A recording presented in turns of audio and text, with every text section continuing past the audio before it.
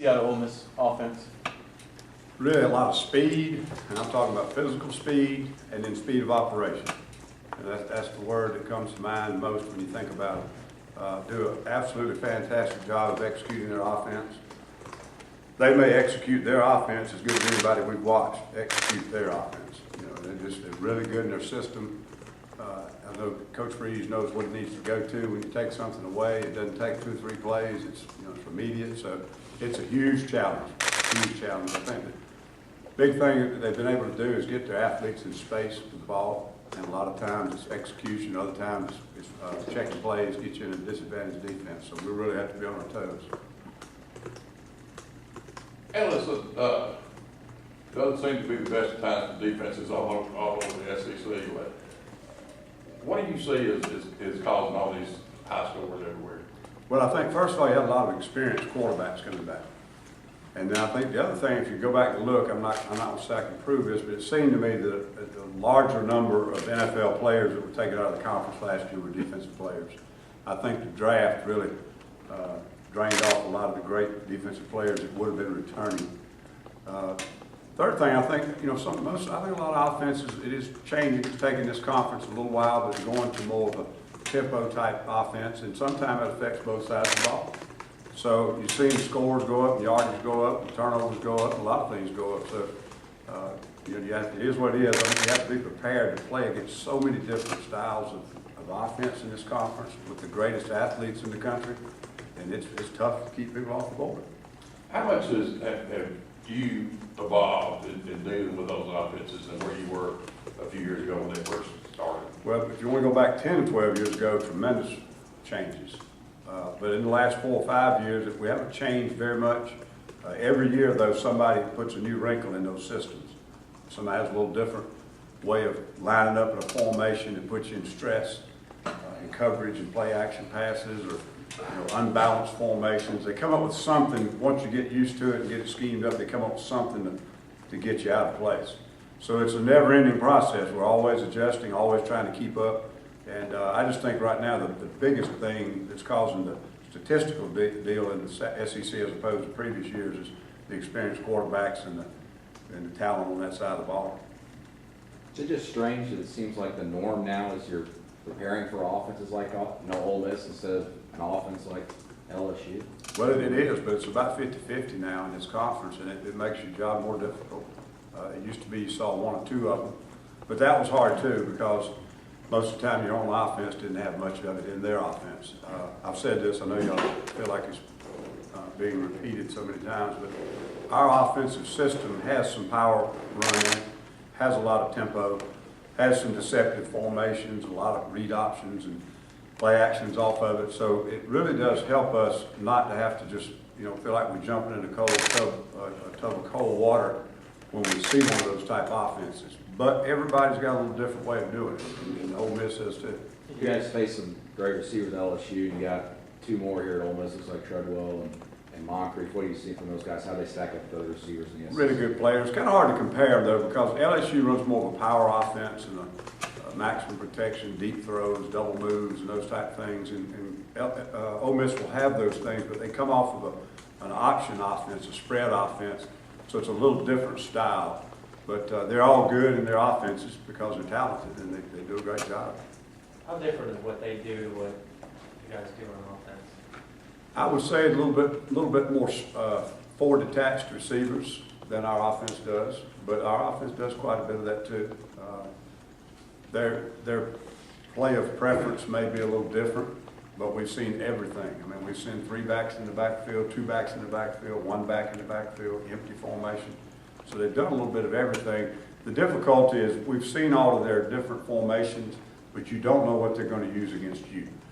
They're doing these things obviously because they think it puts the other team in a bind and they're attacking their scheme of defense. Well, our defensive system may not be exactly like that team. So although we're taking all those plays and playing and practicing against them on the practice field, we may get something totally different from them.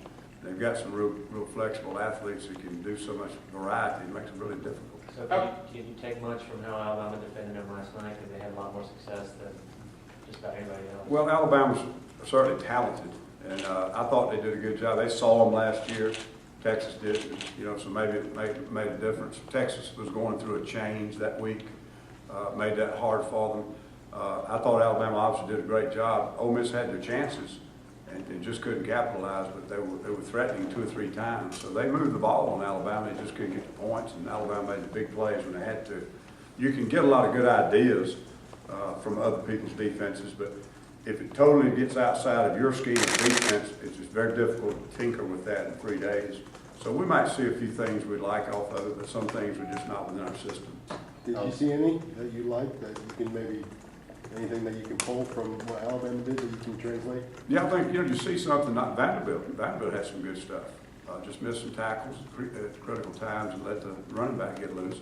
But all of them have had some good ideas, some good schemes, some things, but you have to be careful about trying to put in too much against an offense like this. When you go real fast, there's only so much you can get lined up in. And there are a lot of misalignments Saturday.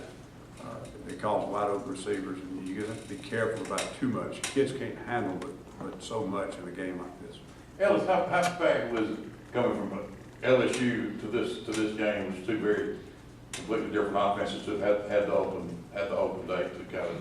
Yeah, it helps, and we needed it physically too, really bad physically. We could have used it earlier, but it helps.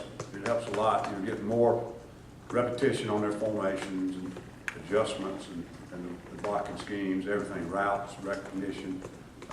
It's a big help. It doesn't necessarily mean that we'll be better prepared, but we'll certainly have some things that we've spent more time on. How beneficial is it for you and a staff, because you now had 4 games to kind of go back, and you talked about kind of learning about your players. How big was that week to kind of go back and look at yourself too? That's been important. We tried not to get too much into scheme last week for the next opponent. Obviously, when we separated, we worked on their formations and nothing else. But we worked a lot of young players, and we got some guys back on the practice field. They got more repetition. So it helped us, but I think we'd already learned a little bit about some of the young players having to play them in the first 3 games, 4 games, because of injuries and other issues. And they're certainly going to benefit from that, but we're getting some guys back now. Hopefully they'll be full speed. A lot of them are still day to day, but at least they're out there on the practice field getting a few reps. Who returned this week? Just about all of them are doing something, but a lot of them have limited contact and limited, you know, certain types of drills they don't want them doing. But Chris Davis is slowly getting back in. He's day to day. Craig Sanders is back in pads. You know, not sure he's full speed, kind of day to day. Probably leaving some else out. Some of those guys that were out the last ball game, at least, you know, Jonathan Jones is now getting some practice repetition. He's been gone for the whole 4 weeks. So those are good things as far as good signs, and get some depth back in the perimeter, hopefully, and be able to rotate a little bit back there more. What's Justin Garrett's status? He's day to day. He's doing okay. His foot is bothering him, but they can't find anything that's severe that would be damaging or what have you. So it's just a lot of pain he's having to play through right now. Couple more. Obviously, the freshman's role is involved in guys' defense and some pretty big in some cases. Was that week beneficial to them, that they could slow down and relearn? It did help, and we tried not to get too much into our game plan, and it helped them, you know, learn some of the things they've been doing incorrectly in base defense, and got them some more repetition. Helped those young players quite a bit. Use the week to evaluate. What were your evaluations, you know, going forward now, based off last week? What do you think? Did you do any changes? Did you kind of tweak things? No, we don't want to get too far away from our base. We'll always have game plans. We'll always have some things, you know, ideas will come up because of something we want to do against a certain opponent, but no major changes. The biggest thing we've tried to work on is cleaning up some of the mistakes we've been making. Is giving up these long yardage, run fits, coverage checks, things of that nature. Just making sure we go back and get those down before we start making any kind of game plans. Any possible lineup changes? Nothing major, but all those guys I talked to you about, you know, injury-wise, if they have a great week of practice, it could shuffle some things. But right now, there's nothing major.